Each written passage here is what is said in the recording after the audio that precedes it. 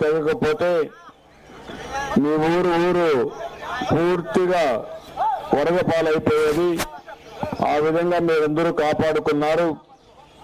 అదే సమయంలో అక్కడ నాకు చెప్పిన విషయం కూడా, ఒక ఇద్దరు ఆ చెరువులో చిక్కకపోతే 10 గంటల సమయం మీరు ఫోన్లు చేసినా ఎవ్వరూ రాలేదు. కడాన మీరే ఒక బోర్డు తెప్పించుకొని వాళ్ళని రాత్రి తీసుకొచ్చుకున్నారు, ఊర్లోకి తీసుకొచ్చారు. తర్వాత ఇప్పటికి వారం రోజులైంది. నేను మొత్తం రాష్ట్రం అంతా తిరుగుతానని చెప్పాను. ముఖ్యమంత్రి మాత్రం గాల్లో తిరిగి ఒకరోజు చుట్టపు చూపు చూసి ఇందులోకి వెళ్ళాడు, కానీ మాత్రం ఆదుకోవాలనే ఆలోచన ఎక్కడా కనపడలేదు. ఇప్పుడు ఇక్కడ మీరు చూస్తే మీ దగ్గర నుంచి వింటాను. నేను ఆ యానాది కాలనీకి వెళ్తే నేను ఎప్పుడో సీఎం ఉన్నప్పుడు కట్టించారని వాళ్ళు గుర్తు చేశారు. అప్పుడు కట్టిన ఇండ్లు అవన్నీ. అయితే ఆ ఇండ్లు ఈరోజు పాడుపడిపోయే పరిస్థితికి వచ్చాయి. నిన్న వరదల్లో నీళ్లన్నీ వచ్చి మొత్తం గోడలన్నీ కూడా కొన్ని పడిపోయినాయి. కొన్ని అన్ని ఇండ్ల బురద వచ్చేసింది. బురద వచ్చి కనీసం ఈ ప్రభుత్వం వాళ్ళు కూడా ఒక మనుషులుగా ట్రీట్ చేసే పరిస్థితి కూడా లేదు. బురద వచ్చినప్పుడు 150 ఇళ్ళు అనుకుంటాను దగ్గర ఈ గ్రామాలు యానాది ఇళ్ళన్నీ చుట్టుపక్కలన్నీ ఉన్నాయి. వాళ్ళందరికీ ఆ 150 ఇళ్ళు బాగు చేయడం ఎంత సమయం పడుతుంది? వాళ్ళు మనుషులే.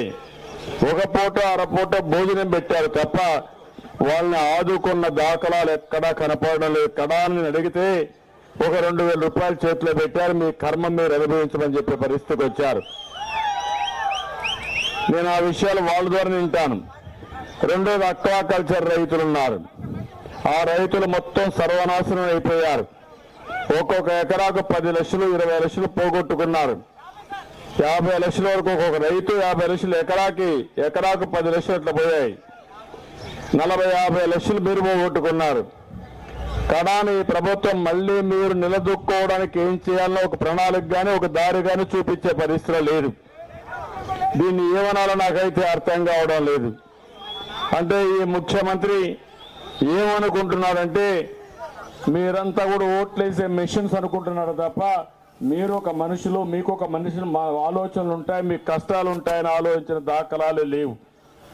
మంత్రులు ఎమ్మెల్యేలు ఉన్నారు, ఎక్కడ గాడిదలు కాస్తున్నారో నాకైతే తెలియదు. వీళ్ళంతా బాధ ఆవేశం. నాకు సభ్యత అడ్డం వస్తా ఉంది, కానీ లేకుంటే ఇలాంటి వ్యక్తుల్ని బట్టలు ఊడదీయాల్సిన అవసరం ఉంది. అంత తప్పులు చేస్తున్నారు. ఎందుకంటున్నానంటే ఈ మాట, ఉదూ తుఫాన్ వచ్చింది విశాఖపట్నం, ఎవరు రమ్మన్లా.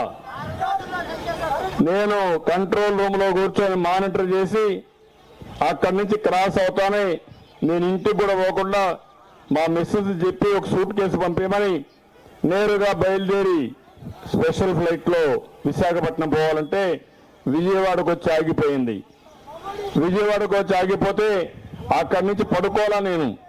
అప్పుడే మళ్ళా ఒక కారు తెప్పించుకొని అక్కడి నుంచి విశాఖపట్నం బయలుదేరితే రాజమండ్రికి వెళ్ళిన తర్వాత అక్కడ రోడ్లన్నీ కూడా చెట్లు పడిపోయినాయి.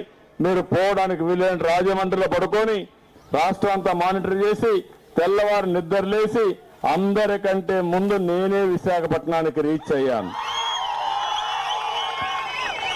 నన్నెవరన్నా అడిగారా? నన్నెవరు అడగలా. నా బాధ్యత. నాకు ఓట్లేసిన ప్రజలు ఇబ్బందుల్లో ఉంటే నేను ఏసీ రూముల్లో కూర్చోవడం సబబు కాదు. అందుకే నేరుగా వెళ్ళా.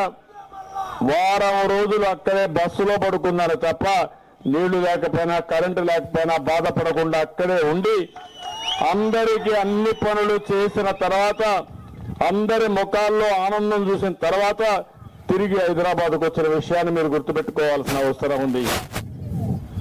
ఇవన్నీ కూడా నేను ఒక సంక్షేమం వచ్చినప్పుడు దాన్ని ఏ విధంగా హ్యాండిల్ చేయాలో దాన్ని హ్యాండిల్ చేయడమే కాకుండా మీ కష్టాలు తీర్చవలసిన బాధ్యత ప్రభుత్వం పైన ఉంటుంది.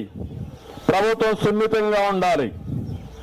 ఎందుకు నేను ఈ మాట వాడుతున్నానంటే ఎప్పుడు కూడా ప్రజాప్రభుత్వాలు ఇవి. ప్రజాస్వామ్యంలో మీరే ఓట్లేసింది, మీ ఓట్లతో గెలిచాం. ఓకే, ఇప్పుడు నేను ప్రతిపక్షంలో ఉన్నా, వాళ్ళు అధికార పక్షంలో ఉన్నారు. అధికార పక్షంలో ఉండే వాళ్ళ పైన బాధ్యత ఎక్కువ ఉంటుంది. వాళ్ళు ఫెయిల్ అయినప్పుడు ప్రతిపక్షంగా నేను ఇక్కడికి వచ్చి మీ విషయాలు చూసి నిలదీయాల్సిన కర్తవ్యం నా పైన ఉంటుంది. అదే బాధ్యత నాకు అప్పచెప్పారు మీరు. నేను ఇక్కడికి వస్తే ముఖ్యమంత్రి బిజీ, వినోదాలు విందుల్లో ఆయన బిజీ. అసెంబ్లీలో కూర్చున్నాడు. అసెంబ్లీలో కూర్చొని మొత్తం భజన పరులు పెట్టుకొని పొగిడించుకుంటున్నాడు. ఇది సమయం మీరు కన్నీళ్లు పెట్టుకొని మీరు బాధపడతా ఉంటే ముఖ్యమంత్రి భజన పరులు పెట్టుకొని భజన చేయించుకుంటున్నా అంటే ఏం చెప్పాలి ఈ ముఖ్యమంత్రిని అడుగుతున్నాను మిమ్మల్ని అందరినీ.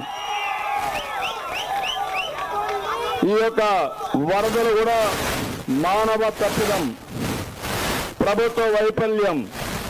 నేను ఆ విషయం కూడా మీరు చెప్పండి, మళ్ళీ మాట్లాడతా, సమయం కూడా తక్కువ ఉంది. ఎవరైనా ముందు ఆ యానాది కాలం నుంచి మొత్తం విషయాలు చెప్పగలంలో ఒక చెప్పండి. మైకి సార్, యానాది కాలం నుంచి వాళ్ళే మాట్లాడించండి. బెనిఫిషరీస్ వాళ్ళే మాట్లాడాలి. గిరిజన కాలనీ వాళ్ళు మాట్లాడించండి.